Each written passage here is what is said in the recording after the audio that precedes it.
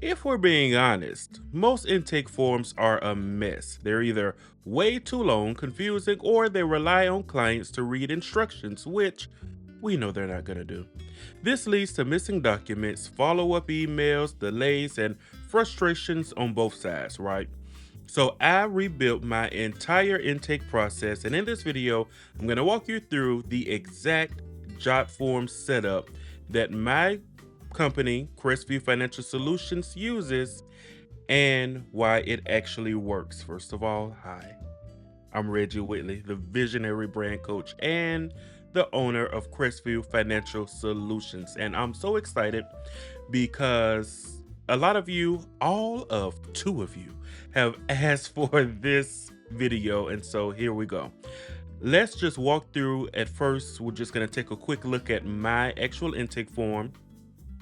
Then I'm going to take you over to how it was built. So, of course, tax preparation client intake form with our logo at the top because we're all about branding.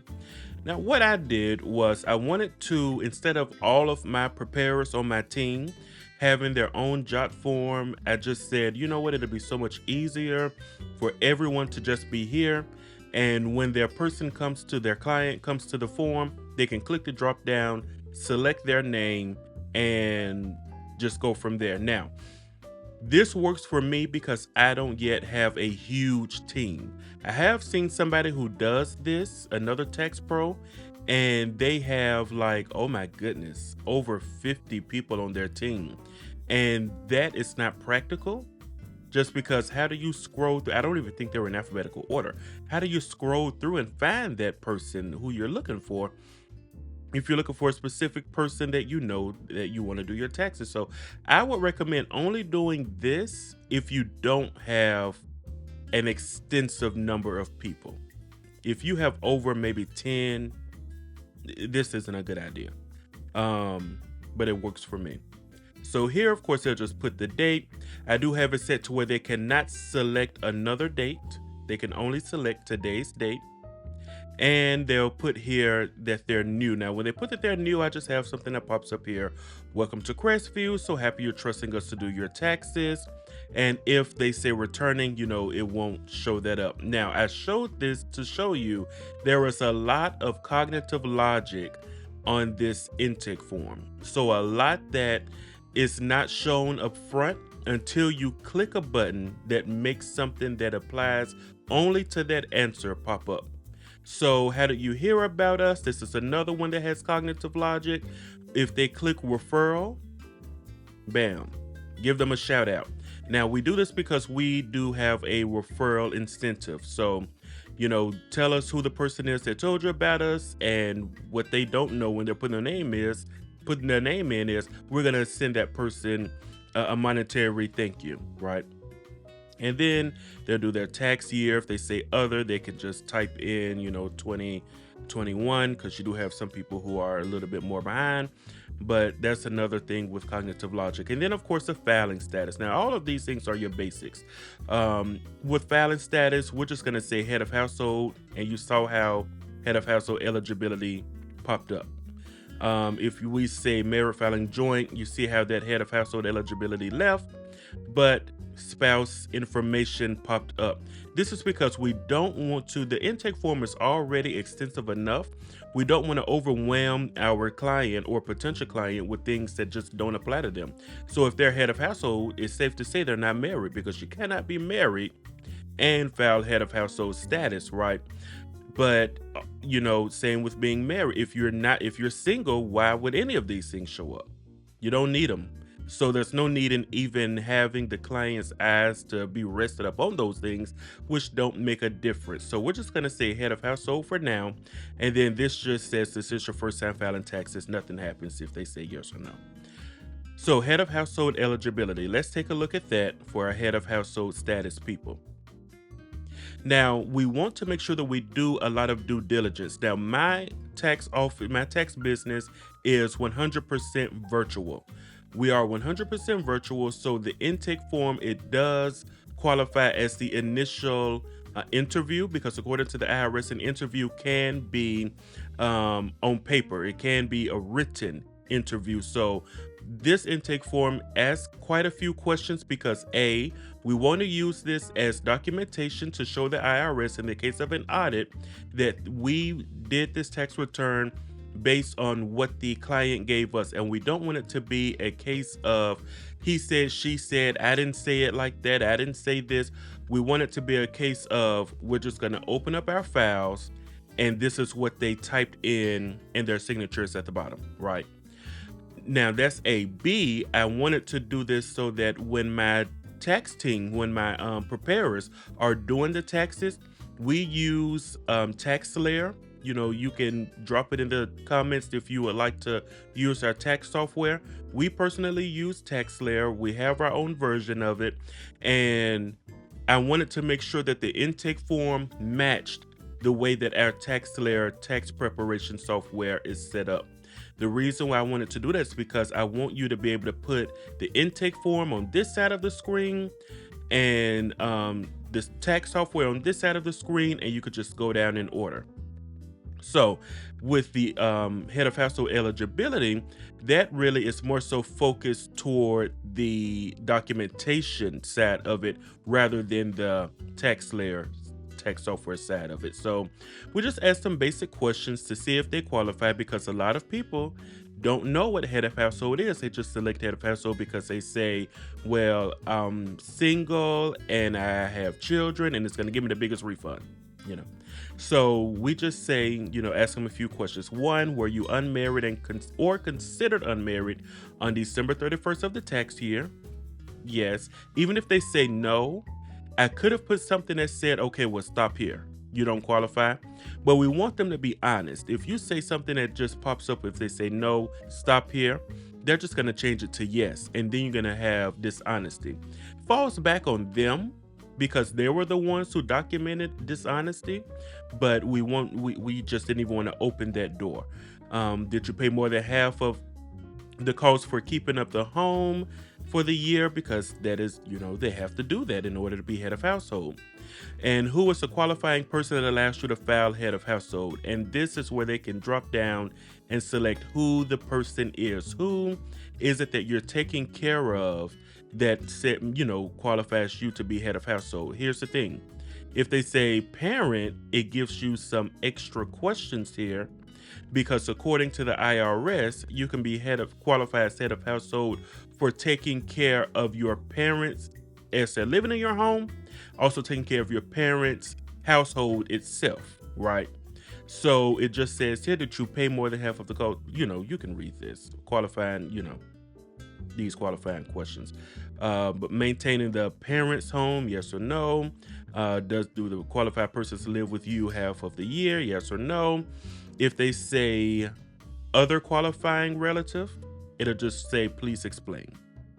And if they say child or children, it'll just go on as usual, which is did the person live with you more than half of the year? Now, they do have to put their name, and I did put here that they don't have to put their social if they're going to be put in the dependent section because there is a dependent section. No, you don't see it yet, but it's coming. Okay. So that is the head of household eligibility. But now we're just going to switch up here to merit filing joint so that we can see the spouse information pop up. So let's go ahead to taxpayer info. And it just goes through the basic information. Now, this is where we get into, in the order of the tax software, is all of this. With the exception of social, you have to have their social security number to even start. But outside of that, all of this should be in order, including the occupation. We're not required to put that in, but I do have my team to go ahead and put that in. So I have them to provide what is their occupation, phone number, email address. As you can see, I don't make the email address required simply because I do know that there are some of our elder clients who they don't have email addresses, or if we're being honest, if they do have them, they don't know them. They don't check them. They only have it so they can have a Facebook page and they can keep up with their grandkids, you know. The address, and they can drop down and find their state, zip and all of that. And these are our brand colors. This gold, this this gray, you can change all of that if you like.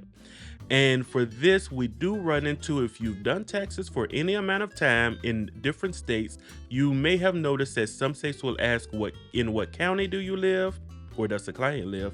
And in some states or regions, it will ask in what school district does the client live. Even if the client doesn't have children, it'll still ask in certain areas where, what school district. I just put them both here. That way we don't have to, I cannot tell you how many times I've had to go and Google their number, or find, like the website that shows the county maps and all that stuff, and put in their address and do that on my own. That really slows you down. They know it. 9 times out of 10, they know off the top of their heads. They just don't have a place to put it on typical intake forms. So we get ahead of the game and we solve that problem. And then, did the client live in more than one state during the tax year? Because sometimes we can run into that issue. So if they say yes, it'll pop up here. And if, as you can see, when you skip anything, it'll tell you about the error. So we're just going to ignore that and we're going to keep going. But if you do say yes, you lived in more than one state, it'll give a pop-up over here to let them know, hey, please list the states that you lived in, starting with your current state. But if they say no, why do they even have to see that, right? And then here they have a drop to upload their ID, unexpired ID. And these are your typical questions that's in the tax software in order: 1, 2, 3, 4, and 5. Same thing with the spouse's info. We click that drop down, spouse info. It's just the same setup, guys. And I did even put in here, skip if with the address, skip if it's the same as the primary's address. You do have some people, in case you think, well, that's not necessary. You do have some people who they don't live together, but they're still legally married. You have people, I know some couples who they don't live together and they're still like happily married, like actively married, but they just have separate households. One couple that I know, they have a house in one spot, and then literally right around the corner, walking distance, the wife lives there. So you want to be sure to put that, because you don't want to assume. And also, this question, I'm just looking for this one. Also, you do have some instances where one of the spouses does live in another state for part of the year. So that question is still important with the spouse as well. Now we get into the tax-related questions. Tax-related questions are typical. Have you waited for all of your income sources to come in? So yes. If they say no, we just put a note on the account to reach out to them and let them know, hey, what are we waiting on? And we're gonna get started, but we're not gonna submit anything until you provide everything. So they're set on that. Now, this lot of cognitive logic here too, guys. When it says please select all forms of income, these forms of income, as you see, there's nothing here to upload until they say W2. Then W2 pops up to upload. And then if they say 1099 dividend, it'll pop up here for all of the 1099s, right? Instead of just having, something for each one, I just have it set up for all of them. 1099 miscellaneous and NEC, it'll pop up here for them to be able to take off their expenses, because you can get a 1099 NEC for like a ride share or something. Want them to be able to upload their expenses there. Retirement, nothing to pop up because it's included there. Unemployment, it typically pops up at 1099G. 1099G. Self-employment is one, so let me just take off everything and I'm just going to do self-employment so we don't get confused. So self-employment it just says all others, so that would include self-employment. And if they click other, they'll just type in what is the other and they'll still upload it in all others. But this is your self-employment. I did still have this box here so they can upload their receipts. They can upload their, some people may upload their whole spreadsheets, their Excel spreadsheets. They may upload receipts or however you do it with your people. This is what this box is for. And then because we do want them to be able to put how much did you make, so that we can make sure that how much they made, does match what they uploaded, because sometimes, of course, if you upload your 1099s and all of that stuff, you're not taking into account the cash. So this is why this box is here. And then we have the Schedule C due diligence. So number one, it says, I understand that income must be reported even if not received on a 1099. We have this, well, let me just go to this one. And then number two, I certify expenses claimed are ordinary, necessary, and supported by records. This is important for your due diligence notes. Maybe I'll do a separate video on due diligence notes, because those are so important. And it's one of those things that I feel like I'll forever be learning. I'll forever be growing in the knowledge of like how to do the perfect due diligence notes. But we want to be able to document that they have said these things. And because again, my office is virtual, it's not something where we're going to be sitting in a physical office and I can ask them this in person. I just go ahead and I put it here so they can click it, right? And then when it comes to itemizations, because we do have clients, of course, who like to itemize, it's the same as the income. When you click something, it'll pop up. I don't have different things popping up. No matter what you click, it's all the same pop-up, and they'll just upload everything in here. And I do let them know, if you had noticed, multiple files can be uploaded here, and please upload the entire pages showing all information. Please take clear pictures. And then we ask the question, were any canceled debt forms received? So if they say yes, it'll pop up so they can upload it. A lot of our clients don't know that when you have debt cancellation, we rejoice and we're excited about debt cancellation, but you also have to claim it 98% of the times. You normally have to claim it, and they're going to send you, of course, like this says here, a 1099-C, 1099-A, and a lot of people would just see it, put it in the junk drawer. Well, this brings it back to their attention. Hey, get it out your junk drawer, because it is actually of importance. Now, we're going to scroll back up, because there is a section that I want you to see, and it's required me to give an answer that I didn't give. So we're going to go back into taxpayer info. We're going to go down to the bottom, and you see this bottom question, do you have dependents to claim? Yes. You see how the dependent section popped up. So if you said no, it wouldn't be there. Yes, it's there. Let's take a look in the dependent section. This is where you'll put their full name, their date of birth, and their social. You'll put what relation are they to you. And these, if you're using my software TaxSlayer, it does, like, this is the literal order of tax. It's just that simple, guys. Like, I wanted to make it just that simple, so I can make sure to get everything. We didn't miss a thing. Are they disabled? How many months in the home? Are they in college? A lot of people say, are they in school? Are they in qualified school? I just say, are they in college? Because I've seen so many returns when they were like, yes, they're in school, and there were 5. Because you said in school. They don't know that you mean in college. Like, yeah, they're in school. They're in kindergarten. No, are they in college? It's why I put that there. And did you support this dependent for more than 6 months out of the year? Repetitive question, but we're just making sure that they're still, they're saying yes. It doesn't hurt to answer it twice.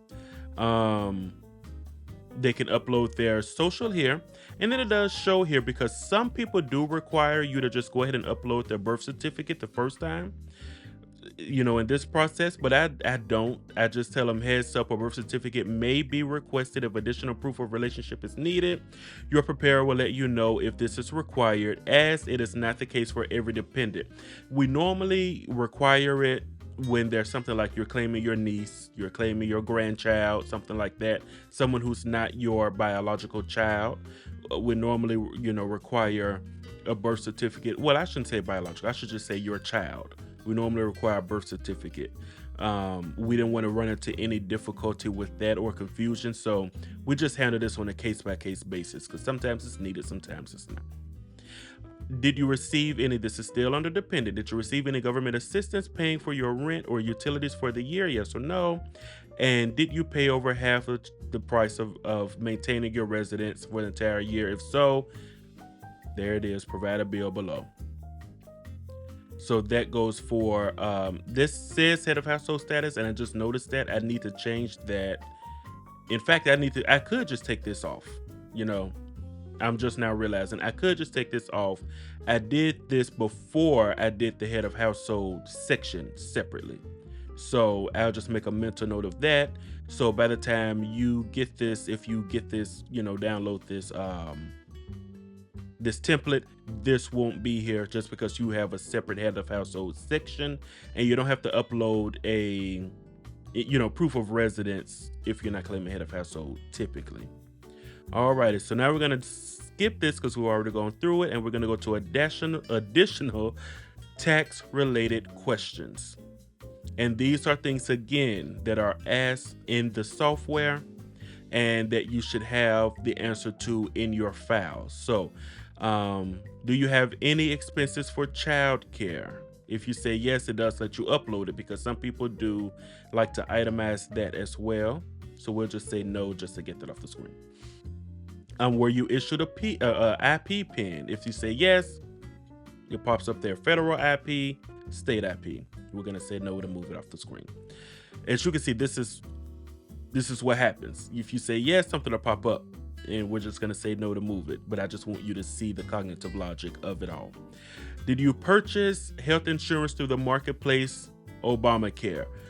This is one that kind of confuses some people because some people call it marketplace insurance. Some people still call it Obamacare. Some people call it affordable health care insurance. So this is why we say I don't know what it is, just to be on the safe side. But if they say yes, they can upload their 1095A. And it does let them know if you have not received your form 1095A, because if you have clients with this marketplace insurance, you know that this is probably the last form that they're going to get. And it takes so long for them to send it that people get impatient, and rightfully so, because it really does take them so long to send this out. But it lets them know if you haven't received it, please go to healthcare.gov and retrieve the form. Your taxes cannot be submitted to the IRS without this form if you have marketplace insurance for any duration of the year.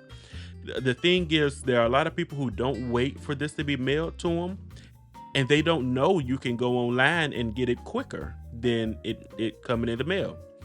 We want to make sure we let the client know up front, because a lot of the times if they just lie and say no because they think it's not important, we've seen, if you've done it, we've seen how their taxes can come back, their return can come back because they're missing this form. And so that's a waste of everybody's time, and they think that they're speeding things up and getting ahead, and they've really slowed things down. Have you received any letters from the IRS last year? If you say yes, of course, it's going to say please upload. Are you, your spouse, or dependent enrolled in school or have a Form 1095T? Yes, it'll let you put their eligible child's name, and it'll ask you these important questions as it appears in what? The tax software. Because it's going to ask, has the Hope Credit or American Opportunity Credit already been claimed for 4 prior tax returns? Yes or no. Nothing happens if you say yes or no. It just keeps going. Was the child enrolled at least half time? And was the student enrolled at least half time? And did the student complete the first 4 years of college prior to the tax year? And lastly, was the student convicted before the end of the prior tax year of a felony possession or distribution of a controlled substance? And if you have more than one, and I forgot to show this to you on dependent section, if you have more than one child, you can just say add student, and you could just have another one to do it with them. It's the same with the dependents. I hope I don't confuse you, but I'm going to go back up to dependent. And if you fill this out, your client fills this out and they have more than one child, it'll just keep dropping. I did this instead of a table, because a table, let's say that you have 4 children and the table only has 3, areas to add a child. That causes frustration for the client, because where does my 4th child go? Same thing, like I said earlier, about why put their eyes on something that's not necessary. If they only have 1 child, there's no need in them automatically seeing 4 sections to add 4 children. They only have 1 child. So here they can just add or take away as needed. Okay, now let's go back to where we were. Hope I didn't throw you guys off, but we're gonna go back down, and this is where we upload the 1098Ts. And then it asks, were you a victim of identity theft? It doesn't do anything if you say yes or no. We just want to know so we'll know if we need to take extra precautions, reach out to the client because, other things go into play if they say yes. Now we're going to go to refund and follow up. If they have any notes that they want to add here, you can do additional notes for prepare. It does ask, would you like a refund advance, yes or no? Nothing happens that way. Now here, my office, we're able to do direct deposit, checks, and the prepaid cards. But because we're virtual, for easeability, we only do direct deposit. If they're getting a refund, if they request something else, we can accommodate that request. But it's just easier for us to just do direct deposit. If they're not expecting a refund or they know, you have some clients who know they're going to owe, they're just going to say that. But when they click direct deposit, that's when it drops down bank institution, the routing and account number.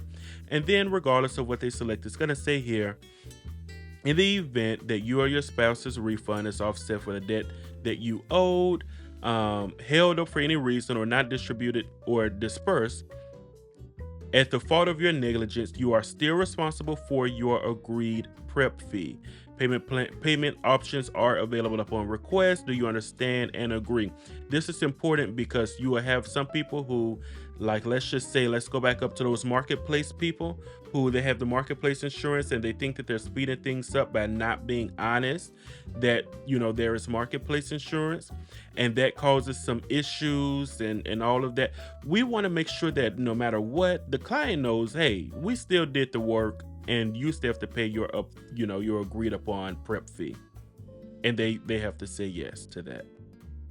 And then we ask, do you or your spouse owe any debts that will offset your refund, such as IRS, restitution, student loans, or child support? They could say yes, no, or I don't know, because some people genuinely are wondering that themselves. And then this just says important, some refunds can be reduced due to prior debts, because we want them to know whether you know or not. Whether you say yes, no, or I don't know, the people that hold the power can garnish you. You know what I'm saying? And then lastly, we go down here to acknowledgement and signature. So this acknowledgement, they just have to click here to acknowledge. It just says, I certify that all information in this questionnaire, including any supporting documentation and information, is true and complete to the best of my knowledge. If you are in TaxSlayer, if you're using my software or any other TaxSlayer software, you know that is a question that they ask. Was it done to the best of your knowledge? So we want to put that back on the client. Did you do this to the best of your knowledge? Because we're going based on what you said. I agree and acknowledge that falsifying information, misrepresentation, or omission may disqualify me for specific tax credits as determined by the IRS. I allow Crestview Financial Solutions, which is the name of my company, to capture my sensitive information like personal ID, government ID, social security number, and other information. I understand Crestview may ask follow-up questions to meet IRS, EITC due diligence requirements, and my return may be delayed if clarification is needed. I have read the terms and conditions of Crestview Financial Solutions, and if they click there, it'll take them straight to our terms and conditions page. I understand that providing incomplete or false information may result in delays, additional fees, or rejection of my return. I agree that if I allow Crestview Financial Solutions to do the work to give me the best and most accurate refund possible, and if I decide not to move forward with filing with their tax firm, I will pay a $50 non-filing fee for the work that was put into my tax refund. Now, this is separate from what was up here. Up here, it did say, we did the work and they did something, like they lied or something like that. This is one of those things where, hey, I submitted this intake form and I came back, a little while later and I was like, hey, let's stop. I don't want to. then there is a $50 non-filing fee that will charge them, and that's required for them to certify. If we're being honest, are they going to read all of this? Probably not, but that's not our business. That's not something for us to be concerned about. We provided it. We cannot force them to read it, just like we cannot force them to read anything up here that we've done. We just want to make sure that we do our due diligence to provide the information, the terms, the conditions, the rules or regulations, and how things work. Because this is Jotform, even in the free account, thankfully, you're able to just sign your name, your client rather. Well, we're just going to put some there so that doesn't pop up. And the date signed would automatically appear, and no, they cannot change it. I'm clicking, they cannot change it. Now, this only is showing up the spouse because we did put that there is a spouse, right? And then when they sign, it'll pop up. Now, if we didn't put that there's a spouse, if we said something like single or filing status head of household, this wouldn't have popped up because there is no spouse. Now, I put this down here, missing or requested files if needed.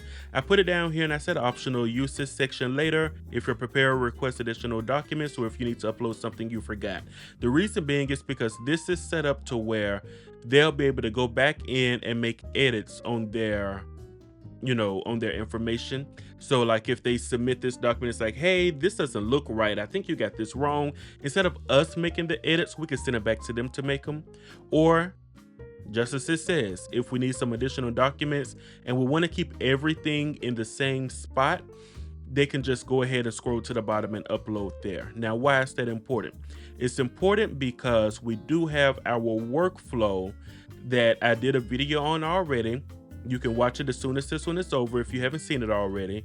And everything I should have pulled up the actual workflow, but everything that is uploaded in this intake form is going to automatically go to our Google Drive.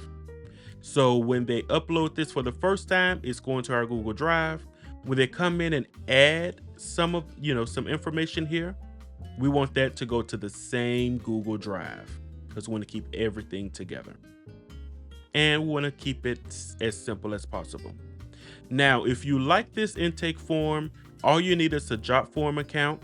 What I'm going to do is I'm going to put the actual link to the template in the description. It's right at the top.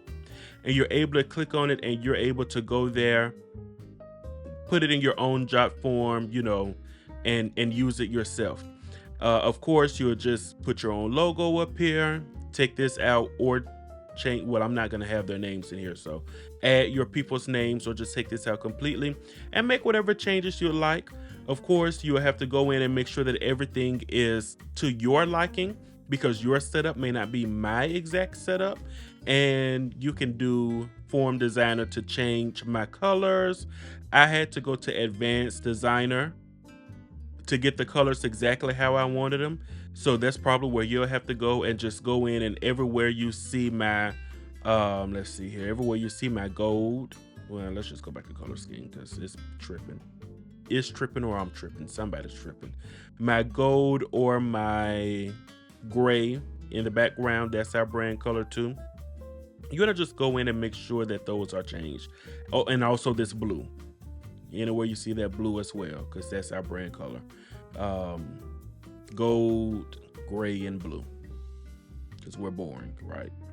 So that is pretty much it in a nutshell. Like I said before, you can have this connected straight to your workflow. And if you want to see my workflow build out, you can go ahead and click the video that is now on the screen so you can watch me walk through it so that you can walk through it as well. And in that link, in that video, you'll see in the description where I do give you a free ebook that will give you the walkthrough for the workflow as well. Thanks for watching.